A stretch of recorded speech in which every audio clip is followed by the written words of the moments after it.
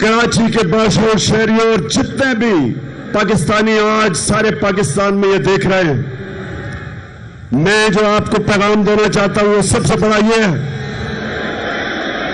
कि अगर ये साजिश कामयाब हो जाती है तो यह याद रखना, कोई पाकिस्तान का प्राइम मिनिस्टर अमेरिका की धमकी के सामने खड़ा नहीं होगा।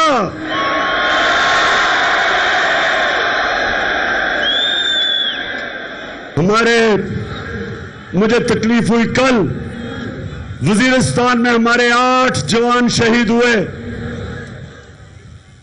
जितने हमारे फौज ने कुर्बानियां दी हैं, ये जो अमेरिका की जंग में हमने शिरकत की, 6,500 हमारे फौजियों ने कुर्बानियां दी, ऑफिसर्स ने दी।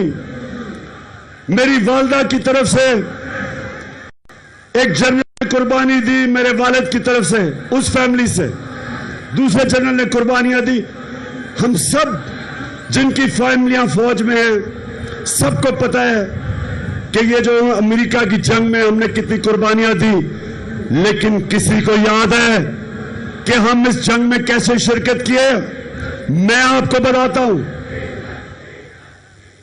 एक धमकी आई अमेरिका से।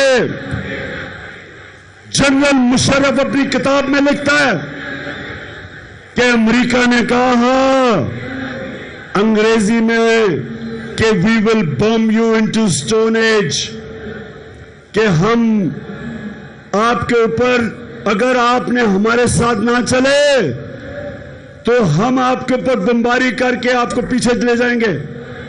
एक धमकी, चारों शाने चित उनकी फौज में शिरकत कर ली, 80,000 अपनी लोगों को मरवा दिया, अरबों डॉलर का नुकसान करवा दिया।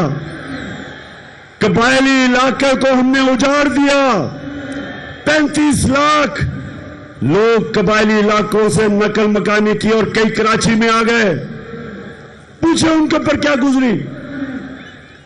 400 ड्रोन अटैक हुए पाकिस्तान में। ड्रोन अटैक्स में एक दफा स्कूल के बच्चे, 60 स्कूल के बच्चे मर गए। कई दफा जनाजों पे ड्रोन अटैक, शादियों पे ड्रोन अटैक, गांव के अंदर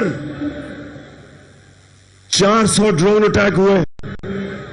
तो सवाल ये पूछता हूं मैं कि एक धमकी दी अमेरिका ने और हमने अपने मुल्क की तबाही की, तो मेरे से जब क्या गिला अमेरिका को? मेरे अमेरिका का क्या बिगाड़ा है?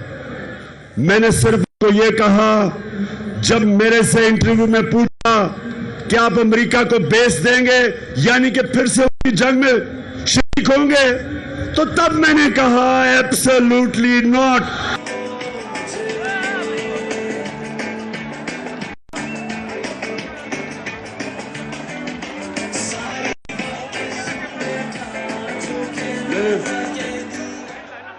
देखें पाकिस्तानियों, सुनो गौर से मेरी बात। एक मुल्क का प्राइम मिनिस्टर वो मुल्क के बाप की जगह रखता है।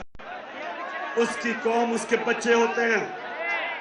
22 करोड़ पाकिस्तानी, जब मैं प्राइम मिनिस्टर था, मेरी जिम्मेदारी है मैं उनको किसी की जंग में ले जाऊं और मेरे लोग शहीद हों, मेरी फौजी शहीद हो, ये मेरी जिम्मेदारी है।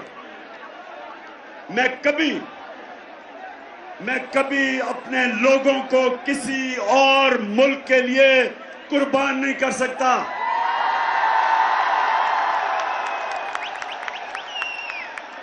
मैं चेरी ब्लॉसम बूट पॉलिश नहीं हूं। मैं इस मुल्क का मीर जाफर नहीं हूं जो बाहर की कुव्वतों से मिलकर मुल्क में साजिश करके एक इलेक्टेड गवर्नमेंट गिरा दे, बाहर से पैसा आए, लोगों के जमीन खरीद ले। मैं नहीं, सुने, मैं पैसा नहीं दे सकता था। हमारी 4 गवर्नमेंट्स थी, 4 हुकूमतें थी हमारी। मैं नहीं पैसा खर्च करके लोगों को वापस खरीद सकता था।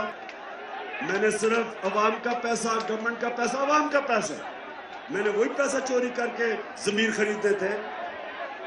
लेकिन मेरे पाकिस्तानियों, मेरे में खौफ खुदा है, मैंने अल्लाह को जवाब देना है।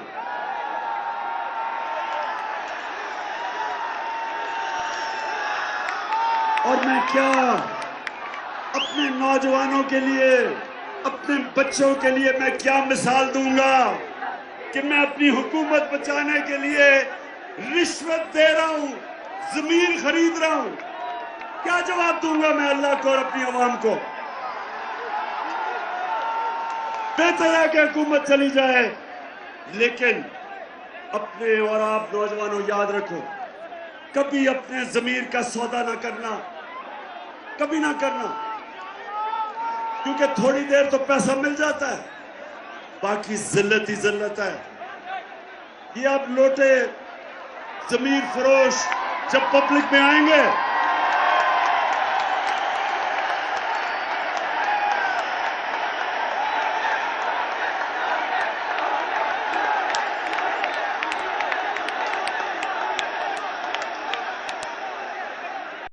मेरे पाकिस्तानियों, कराची के बाशऊर लोगों, मैं इसलिए आपको कह रहा हूं कि अगर ये साजिश कामयाब हो गई, इसी तरह धमकियों में हमारे प्राइम मिनिस्टर घुटने टेक देंगे। अपने लोगों के, अमेरिका की सेक्रेटरी ऑफ स्टेट थी, वो अपनी किताब में लिखती है कि मैंने बेनजीर और जनरल मुशर्रफ को इकट्ठा किया, और क्योंकि हम चाहते थे कि हमारी जंग लड़ाई है, तो मैंने इन दोनों को इकट्ठा किया, और तब जनरल मुशर्रफ ने एनआरओ दिया। इन दोनों बड़े डाकुओं को, जरदारी को और नवाज शरीफ को एनआरओ दिया गया। करप्शन के केसेस माफ कर दिए गए। 10 साल इन्होंने मुल्क को लूटा, 10 साल मेरे ऊपर पहले दिन से प्रेशर डाला कि इनको एनआरओ दो, आज गवर्नमेंट करा देंगे, कल लॉन्ग मार्च कर देंगे। सारा वक्त इन्होंने मुझे ब्लैकमेल करने की कोशिश की कि हम इनको एनआरओ दे दूं। मैंने इनको तब कहा, मुझे फख्र है कि मैंने अल्लाह से वादा किया था कि मैं कभी अपनी कौम से गद्दारी नहीं करूंगा।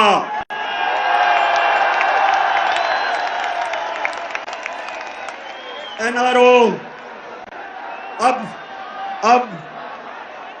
क्या हुआ? जो सबसे बड़ा जुल्म है, ये अब मैं आपको बताने लगा हूं।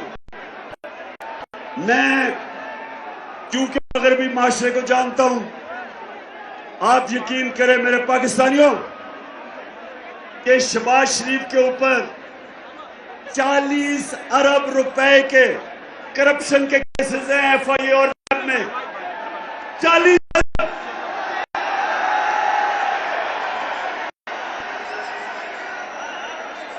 जो मैं मगरबी माशरा